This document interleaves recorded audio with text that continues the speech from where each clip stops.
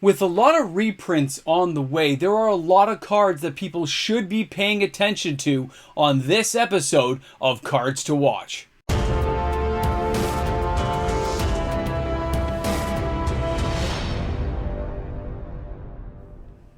Each and every time Wizards of the Coast does a reprint set, I love it.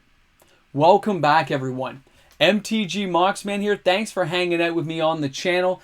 Guys, every time they reprint a card in a set, like Emrakul is coming out in Double Masters 2022, they affect cards already on the secondary market that exist. The original version, Ultimate Masters, any variations, whatever they've done, there seems to be some effect. It's the exact same card, I know, but it happens. It drops in price a bit. Anywhere from 5% to 20% temporarily. And then the cards start to bounce back up because when a new set comes out or it's announced that a new set's coming and they show a card like Emrakul, we don't know the circumstance in which that card's going to come about, how hard it will be to get the version that players may like. And other people say, oh, I better trade my card in now and get some money for it before this new version comes out. But people forget, Wizards does not print things easily anymore. They want these cards to be hard to get lately. So when you see a new Emrakul coming out, a regular version of this new reprint may be not too hard to get. But it's going to be a big banging card, right? So the different versions that people may really want will be harder to obtain. But that hard to obtain is what causes that price to dip temporarily before it bounces back each and every time. You can almost time it like clockwork. Not that I'm telling you can, I'm just saying it seems that way to me. Every time I look at some of these prices, look locally at the shops, get some feedback from people, this is what I'm seeing more often. So when I do these videos of cards to watch, it's not just cards that might be in Double Masters, but cards that may have value going forward, value down the line, because people ignore it when the new Flash comes out. Some sets get too crunched together that nobody can actually appreciate all the cards that are found within a set. And that's why I love doing these videos each and every week. So let's take a few minutes, sit back and relax. Let's take a look at some amazing cards. And I can't wait to see your comments in the comments section about what you guys think. I really don't know what Wizards of the Coast was thinking when they made Time Stretch. They said, hey, let's make a card that gives turns. And let's stretch it out and give them 2 turns. There's a reason why this card has not been reprinted in a very long time. Because the mechanics of the game have moved so fast that if you could get this off, it's basically a win for you because you get 2 extra turns. It is a 2 blue, 8 generic to take those 2 extra turns. This is the Odyssey version I'm showing you because it's the original version. And they had a version, I think it's 10th edition. That's a long time ago. Was that 12, 13 years? Now this card's only $23 US, which means what, $30 Canadian, 10 euro to get this card into your house. Pretty affordable prices, everyone. And I don't think it's coming back around. But with so many cards in Magic right now, when cards like this start to fall, I just see it as an opportunity to grab extra copies. Which brings me, of course, to Time Warp, our next card. There's lots of versions and reprintings of this particular card, but I'd be hitting people up and saying, go for the Tempest version. Okay, Tempest is an old set. It has a lot of years gone by, and finding near mint quality copies for $15.75 seems like a really good deal at this stage in Magic's life. I mean, it's too cheap to pass up. Love it. Can't say enough good things about it. And when you see, yeah, it's 2 blue, 3 generic to take the extra turn. But again, it says target player, right? You can choose somebody else. You can say, hey, I want my opponent to take an extra turn in this game we're having right now. Because if that person gets an extra turn, maybe I don't get wiped out in my Commander match. I'm just saying there's opportunities for cards like this. And when it's this cheap for an OG original version, how can you go wrong? All right, Phyrexian Tower. Again, reprinted a lot, guys. Don't get me wrong. I think they just did it for one of the cards for was it Midnight Hunt or Crimson Vow, the Dracula one. Very cool. It adds 1 colorless mana to your mana pool, but you can sacrifice a creature to add 2 black to your mana pool, which means, get rid of some token and, get 2 black mana. Great. But I look at this card and say, it's only $30? That's really affordable for a card like this. And the artwork is just so beautiful looking and creepy. I can just picture how evil Phyrexia must have been, right?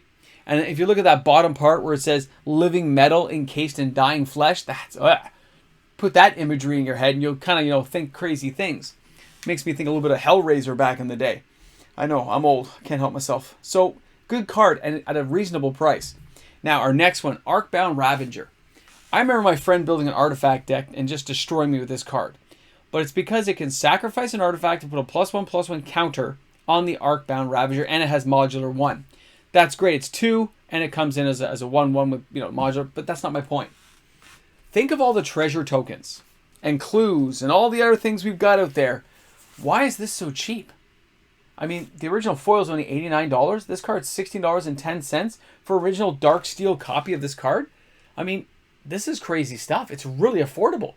This is cheap. I think it was in Mirrodin as well, maybe. But I'm saying when you look at cards like this, and it's dipping down in price right now, cards like this could come back around. It's a really easy card to get. There's lots of ways right now of token generation that you can just sacrifice to and make them huge. I just think there's some opportunity there at a very affordable price. Now, Academy Ruins. This is the Time Spiral version. I think if you wanted to get a foil, it's like $35 Canadian. You can see it's 30 US there. This has been reprinted a lot, if I recall. It's been around a lot. But putting a target artifact card in your graveyard on top of your library, again, Arcbound Ravager or any other cards that go there, is a pretty awesome card. Okay, it's a pretty amazing land to have around. It's legendary, I get that. But I would go for the original printing, and at $30, I would go for an original foil. I know it's going to get reprinted and stuff, but just look at the price of something like Cabal Coffers original foil, and you'll see this thing has places to go. And again, people have moved on their eyes. Their eyeballs have gone elsewhere. They're looking, they're in the fishbowl looking out, and they're missing opportunities. But that's okay, because other people will take advantage of it. Now, our next card. That's right. People are talking about it. The Big Bad Kitty Cat.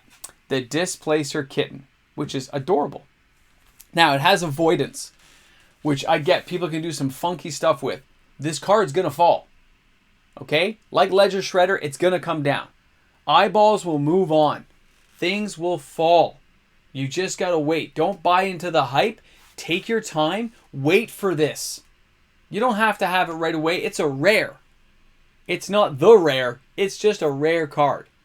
I can't see, with all the rares we see opened in these packs, I just can't see it not falling in price over the long term when people's, ooh, I have one, wears off.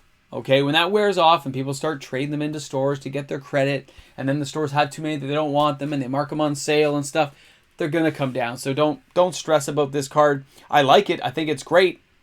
I love the idea of exiling permanent and non-land permanents you control.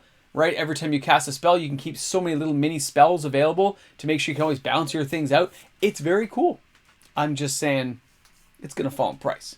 It's not meant to be super impossible to get, so there'll be a lot of them out there. Now, Bozaju Who Endures. People are asking me about this, and I'll be honest. It's leveling out nicely. $25 is a very affordable price right now to get this card at. Kamigawa is going to be seen as an iconic set later on, with a lot of great cards inside. And I think that this is not a bad time to buy it, to buy yourself a play set and hold on to it. And I think people are going to forget. I think the money's moving on for a while. People will come back around to this card, but maybe not some of the other land mana-based cards from this set. So keep an eye, but this is a fair price to get that card. I would not balk at somebody spending $25 to get it US. $30 in Canada, guys. Now, Technuma Abandoned Meier. Love this card, and it's fallen, which is awesome. So you look here in the last few months, this thing's leveling out to $3-4, okay? I bought myself some of the full art fancy ones, some of the regular ones. I got 4 of each and said, I'm good. And it cost me next to nothing to buy them. Because a card like this that mills 3 cards, brings back a creature or a planeswalker, is amazing, okay? And it's not even an expensive channel ability to use, but if you happen to have, some legendary creature out there, it costs even less. So cards like that, yeah, at least get a play set of 4. Even if you're just like a minor flipper, I think you'll do okay in the long run when people forget about cards like this. All right, Otawara, the Soaring City, it's coming down just like I predicted. As you guys can see, this thing's dropping like a stone. Right? No, it's not, I know. It's slowly gliding down. Okay, it is an amazing card, and a lot of people see a lot of uses in this card. I do as well. But I can see this thing settling down to about $9. Give it another 90 days. A lot of new products are coming online. Don't forget, after Double Masters, we're going to jump over and get Dominaria United, finish things off with the Brothers War. Before you know it, people are going to forget about this set until near the end when it's going out of print, because Wizards is moving things along at a breakneck pace, okay? They don't really care about the secondary market of sealed boxes because they don't get any of that. They want to move on to the next product and get more stuff going. All right, Urborg, Tomb of Yawgmoth. Yes, I'm covering a lot of mana-based cards because I see things there.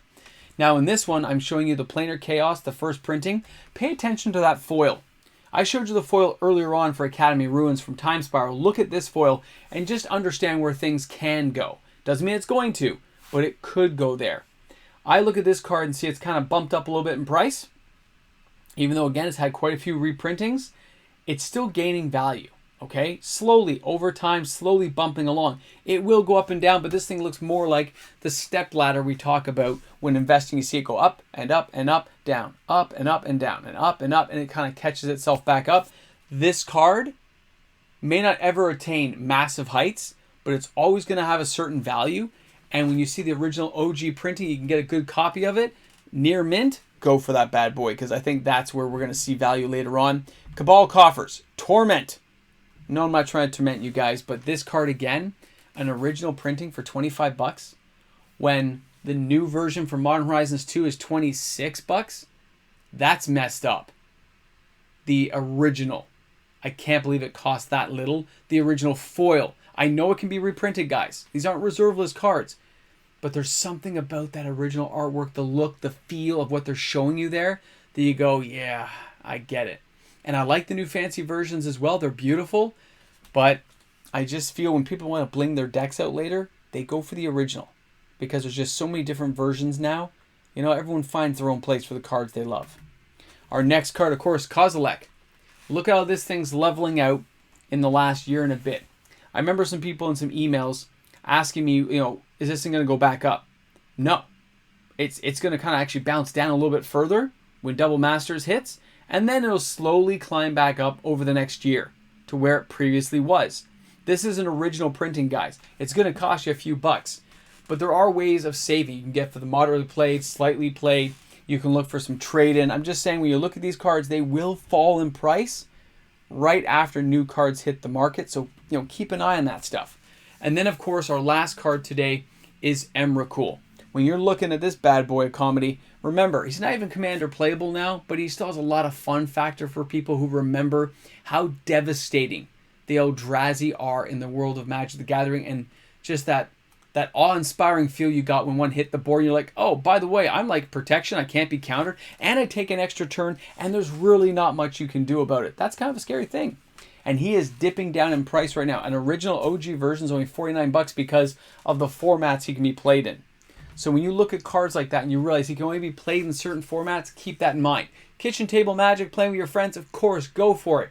But that's a lot of money to spend for a lot of formats you can't play it in if you're going to tournaments and stuff. So I'm not sure if I'd want to spend that kind of cash on a card like that unless I'm collecting it or want an original version of a particular card.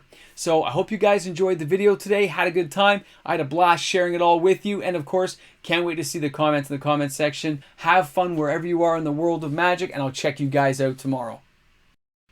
And of course, a big shout out to each and every fantastic patron on the channel who make these videos possible each and every day. A shout out to all of you. You're awesome. I'll see you on the live stream. This is like my third take of trying to do an end credit scene thing because I kept messing up by looking at weird things and noises were going on that drew my attention away. So that's what I'm going to talk about. The weird noises you hear sometimes when you're doing something.